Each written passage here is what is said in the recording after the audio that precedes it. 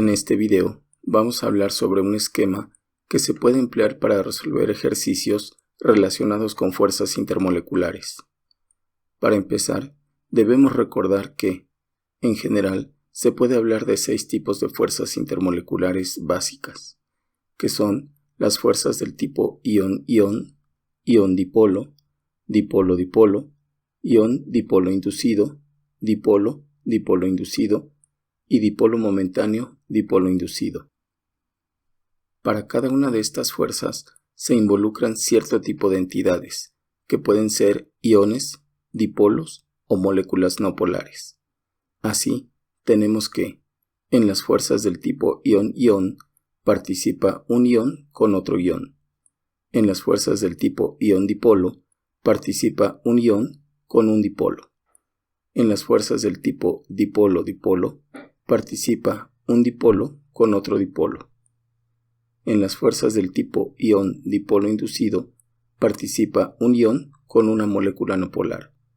En las fuerzas del tipo dipolo-dipolo inducido, participa un dipolo con una molécula no polar.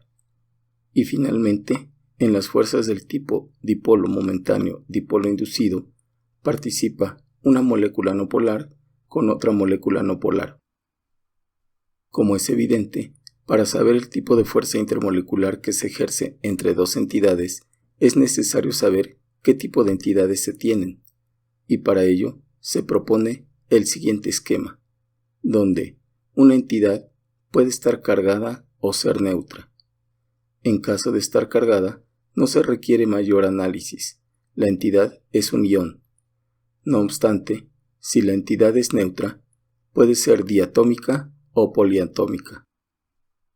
Si es diatómica, entonces, con la diferencia de electronegatividad entre los átomos participantes, se puede establecer qué tipo de enlace se presenta, pudiendo ser un enlace covalente puro, un enlace covalente polar o un enlace iónico.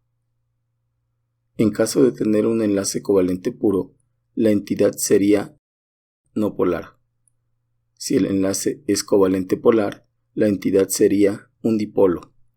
Y en caso de tener un enlace iónico, la entidad serían iones.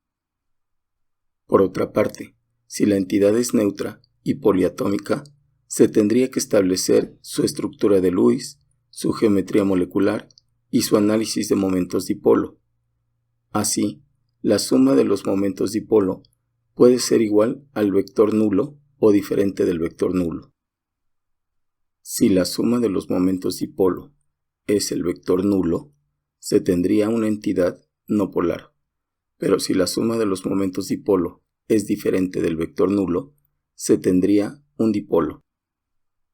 Para ejemplificar el uso de este esquema, se resolverá el siguiente ejercicio, donde se pide determinar el tipo de fuerza que se ejerce entre las moléculas de hidruro de sodio y bromuro de hidrógeno. Para ello, se analiza primero el hidruro de sodio, observándose que es una entidad neutra y diatómica. Por lo tanto, con base en la diferencia de electronegatividad de los átomos participantes, se puede establecer el tipo de enlace que presenta. Así, la electronegatividad del sodio es 0.9 y la del hidrógeno es 2.1. Por lo tanto, su diferencia de electronegatividad es 1.2, lo que implica que se tiene un enlace covalente polar. Entonces, el hidruro de sodio es un dipolo. Ahora bien, el bromuro de hidrógeno también es una entidad neutra y diatómica. Por lo tanto, se procede igual que en el caso del hidruro de sodio. Así, la electronegatividad del hidrógeno es 2.1 y la del bromo es 2.8.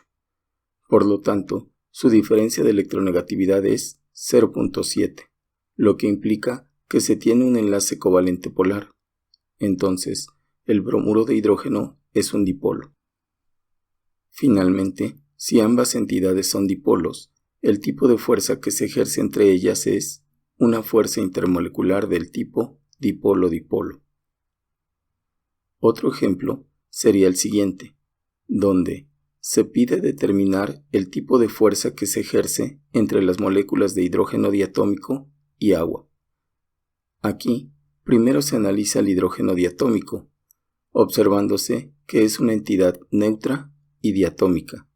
Por lo tanto, con base en la diferencia de electronegatividad de los átomos participantes, se establece el tipo de enlace que se presenta.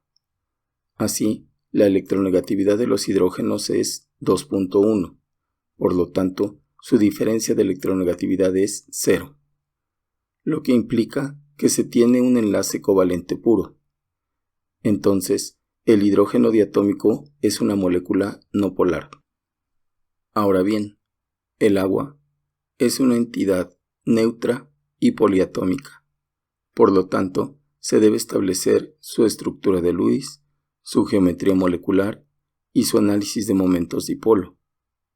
En este caso, la estructura de Lewis sería la siguiente, y la geometría molecular que le corresponde es angular. En el análisis de los momentos dipolo, se observa que existen dos dipolos que apuntan hacia el átomo de oxígeno, y la suma de estos es diferente del vector nulo.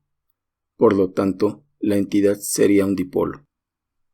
Finalmente, si una entidad es un dipolo y la otra es no polar, el tipo de fuerza que se ejerce entre estas es una fuerza intermolecular del tipo dipolo-dipolo inducido. Con esto, concluimos este video. Saludos.